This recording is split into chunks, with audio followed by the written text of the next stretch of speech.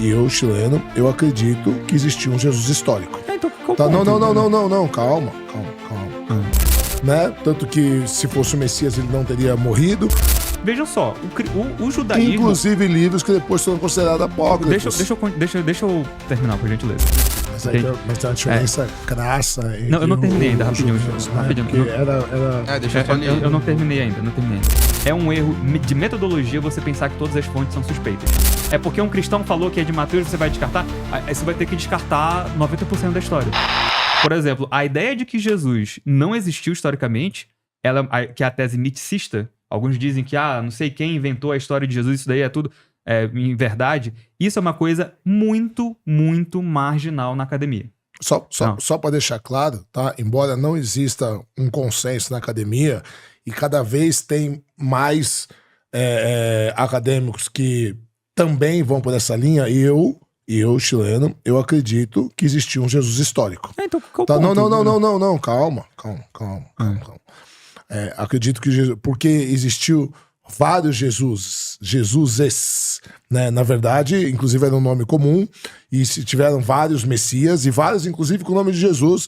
Na época, a gente tem obras falando sobre isso, não vou lembrar agora de cabeça. O que eu acredito que o Jesus mitológico, né, o Jesus filho de Deus, que é chamado de Jesus, ele foi construído a partir dos séculos. Foi construído pela igreja. E ele foi fazendo um apanhado, né, principalmente a partir da cristianização do Império Romano.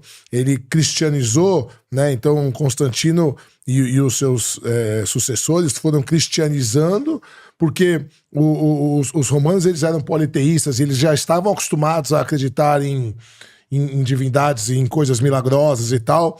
E aí o que eu acredito, como muitos outros acadêmicos que acreditam num Jesus histórico, um líder judeu subversivo, que teve discípulos e tal, mas que era só um homem, né? Que é mais ou menos o que acredita o judaísmo, né? Tanto que se fosse o Messias ele não teria morrido, diz o judaísmo e tal. Então, e esse Jesus, filho de Deus, foi sendo construído ao longo da história, pegando-se, né, características de vários deuses, inclusive, que já eram mais conhecidos antes mesmo de Jesus nascer. Coisas como andar sobre a água, que o filho de Apolo fazia, Dionísio transformava água em vinho, Mitra já tinha sido ressuscitado e tinha nascido de uma virgem. Então a gente tem dentro da história da humanidade, eu não acho que é plágio, tá? Eu acho que é uma palavra errada quando as pessoas falam plágio, eu acho que foi um aculturamento, né? Quando você tem uma mistura de culturas, você tem isso, meio que uma junção. E aí Constantino, quando ele cristianiza o império, vai acontecendo isso, né? Porque a religião, assim como o idioma, ela é viva, né? Então ela foi se moldando, e os romanos que antes acreditavam também em outros deuses, eles foram cristianizando. Dia 25 de dezembro, que não existe na Bíblia essa data, foi colocada como o nascimento de Jesus, e não sei o que. Então é isso que eu acredito que embora também ninguém possa, né, bater o martelo que tem essa linha crescente que não existiu nem histórico, eu não acredito nisso. Eu acredito que existiu o Jesus histórico, mas o Jesus mitológico, o Filho de Deus. Trindade, então, Trindade é uma palavra que vai aparecer, Tertuliano vai falar lá no 3º século só. E vai ser batido o martelo do conceito da Trindade no Concílio de Nicéia em 325. Então, aí realmente eu não acredito, mas eu acredito que existiu uma grande possibilidade, né, de ter tido um Jesus histórico, e não há evidências materiais de que ele existiu, mas também há pouquíssimas evidências materiais de personagens que teoricamente para o Império Romano foram muito mais importantes do que Jesus, porque Jesus hoje ele é importante, né? Eu falei isso num vídeo, os caras já eram me xingando como Jesus, o mais importante da história. Mas na época, pro governo romano, né, pra Roma, que tinha... Era mais uma pessoa. Ele era um líderzinho tribal lá, entende? Em um dos lugares, um dos países que Roma dominava, que Roma era, né, o Império Romano era gigantesco e tal. Por exemplo... você tem até as cartas lá. Pouco tempo atrás... até o ano 60 e pouco, não tinha nem evidência, por exemplo, de Pôncio Pilatos, que era o prefeito da Judéia. A gente tem uma referência de uma pedra me fugiu o nome agora tal, que fala prefeito da Judéia, Pôncio Pilatos, que aí aparece que teoricamente era um cara importante, porque era um líder romano que governava lá e tal. Então, a gente não tem nenhuma evidência material que Jesus existiu. Deixa eu só fazer uma pergunta pro Fujita em relação ao que ele estava falando dos evangelhos. Você falou que, na sua visão, existem evidências de que os discípulos que escreveram o Novo Testamento. Sim. E você citou a linguagem ali que eles utilizaram e tal, mas, assim, como que é feito esse tipo de estudo para saber, de fato, que eles que escreveram isso, sendo que essa é a única fonte que a gente tem de escrita deles, né? Como que você vai fazer uma comparação? Ou não, eu não sei, tô perguntando. Não, então, aí existem vários critérios para isso daí, né? Claro que a gente tem... Você abre qualquer livro de introdução ao Novo Testamento de que você possa imaginar, seja escrito por ateu, seja escrito por cristão, seja escrito por judeu, seja acadêmicos, historiadores, críticos do Novo Testamento que vão tentar encontrar a autenticidade do texto. Qualquer crítica textual, abre qualquer introdução ao Novo Testamento. Quais que são as evidências que eles vão apelar? Eles vão dividir em evidências internas e evidências externas. Evidências externas, por exemplo, o que os pais da igreja estão falando sobre isso? Porque houve debate na patrística, houve debate nos primeiros séculos do cristianismo sobre qual seria a autenticidade daqueles textos. Você tem, por exemplo, e aí que tá, o chileno falou sobre o cânon, quero muito falar sobre isso porque é uma coisa que as pessoas espantalham um pouco, né? Você tem, de fato, um concílio, você tem concílios que vão definir isso, mas já era prática litúrgica da igreja usar aqueles textos. Como que eles sabiam quais eram os textos que eles deveriam utilizar, que eram dos próprios apóstolos? Você tem, obviamente, algo que é da própria transmissão, você tem discípulos dos discípulos, como o chileno falou, que vão falando, olha, esse texto aqui realmente é de fulano de tal. Então a gente tem a patrística. Você tem, por exemplo, Clemente Romano, Irineu de Lyon, Policarpo. Esse pessoal, assim, a primeira geração de discípulos, do primeiro e segundo século, esse pessoal está transmitindo algo que as comunidades guardavam. Vejam só, o judaísmo... Inclusive livros que depois foram considerados apócrifos. Deixa eu terminar, por gentileza. No caso, vamos pensar no judaísmo. O judaísmo guardou a Tanar sem concílio da igreja nenhum. O primeiro concílio que vai surgir para falar do judaísmo foi após a destruição do ano 70 depois de Cristo, que é conhecido como Concílio de Jamnia. Então, assim, antes os judeus, eles tinham guardado os livros, consideravam canônicos, entre aspas, no sentido de poder recorrer a eles para o debate teológico, para a instrução das crianças, para a vivência, como legislação. Eles guardavam aquilo como comunidade. Aquilo ficou preservado por milênios. Sim, mas aí tem uma diferença crassa. Não, eu não terminei ainda, rapidinho. Judeus, né? Rapidinho.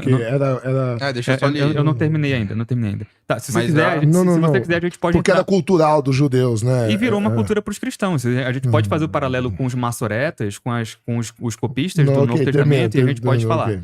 Mas, então, o ponto que eu estou trazendo aqui é o seguinte. Você tem, então, critérios, como falei, a crítica vai falar de evidências externas, a gente vai ter que recorrer ao testemunho dos pais da igreja. É um erro de metodologia você pensar que todas as fontes são suspeitas. Que todas as fontes cristãs são suspeitas. É porque um cristão falou que é de Mateus, você vai descartar? Aí você vai ter que descartar 90% da história. É o critério, por exemplo, de pensar, quer dizer que eu vou descartar o que falaram de Platão, o que Aristóteles falou de Platão, porque ele era da academia de Platão? Sabe? Assim, dos relatos do mestre dele, não faz sentido. Então a gente tem critérios hoje para tentar separar. Aí os críticos analisam com esses critérios as fontes, porque texto é fonte. Texto fala assim, não existe evidência arqueológica, mas texto é fonte. Tá? Texto é fonte. É uma das fontes mais importantes da história. Tá? Papiro, transmissão. Aí existiria um debate para entender o que é uma fonte arqueológica, né? Os manuscritos que foram achados no Mar Morto foram considerados arqueológicos, porque foram encontrados em campos disso, foram estudados por arqueólogos, em qual contexto eles foram encontrados. Isso tudo vira evidência. Tá? E depois entra na história para que a gente possa analisar com esses critérios. Eu até falei com o Cauê na última vez que a gente veio.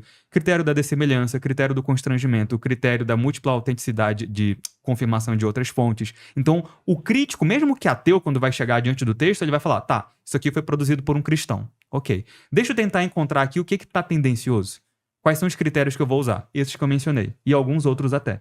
Então, é uma ciência que nos permite olhar o texto para encontrar ali a verdade dele, né? Ou seja, eu estou usando aqui os termos um pouco mais de forma didática, mas é mais ou menos esse o critério que a crítica vai tentar enxergar olhando o texto. Então, eu estou sentindo que existe um pouco aqui, algumas confusões terminológicas, de pensar assim, o consenso diz isso, né? Então, assim, não existem evidências materiais, sendo que a academia não trata desses termos. Entendeu? Eu já vi que neste podcast aqui veio o André Chevetarese, que é conhecido por, acho que muitos aqui como o crítico do Novo Testamento brasileiro, que tem livros que foi importante para muita gente, né? E assim, ele não vai negar a existência de Jesus. Até fiquei estranhando depois, o Chileno pode explicar por que ele trouxe, sabe, alguém trazendo que Jesus não existiu, sendo que essa, novamente, é uma tese marginalizada na academia e que muitas vezes é nem levada muito a sério. Vou ser bem franco com vocês, entendeu? Que Jesus não existiu. Então, tem essas evidências. Você tem, como falei, o cruzamento, sabe, de fontes alternativas além da Bíblia, extras bíblicas. Então, você vai contar com o testemunho de Flávio José, você vai contar com Plínio o Jovem. A gente pode contar com várias fontes que não são cristãs para fazer esse cruzamento e encontrar esse sentido, encontrar esse Jesus, saber não quem que ele era. Não necessariamente o divino, né?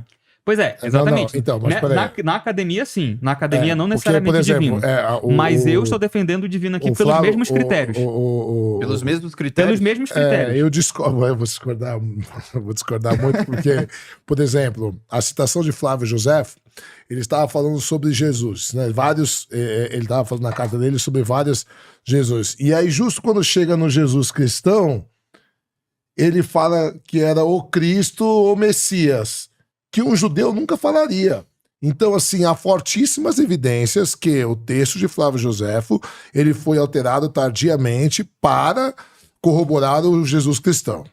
Quando a gente fala de Plínio o Jovem, né, ele faz uma situação sobre os cristãos no primeiro século que seguiam um tal de Cristos, né? Então ele fala assim, ó, tem um povo lá no primeiro século que são chamados cristãos, que dizem que seguem um tal de Cristo. Ele não afirma, evidentemente, nada. Agora, engraçado que os cristãos, eles adoram falar sobre Plínio o Jovem, né? Que vai escrever muito tempo depois da morte de Jesus, só que o Plínio o Velho, o pai dele, que fez todo o relato da religiosidade dos judeus, de tudo que acontecia na Judéia e tal, o Plínio o Velho, que foi contemporâneo de Jesus, que viveu na época, se Jesus tivesse tido também todo esse alvoroço todo que a Bíblia diz, que arrastava multidões, que fez milagres, que não sei o que tal, não tem uma citação de Plínio o Velho, que era contemporâneo, que era historiador,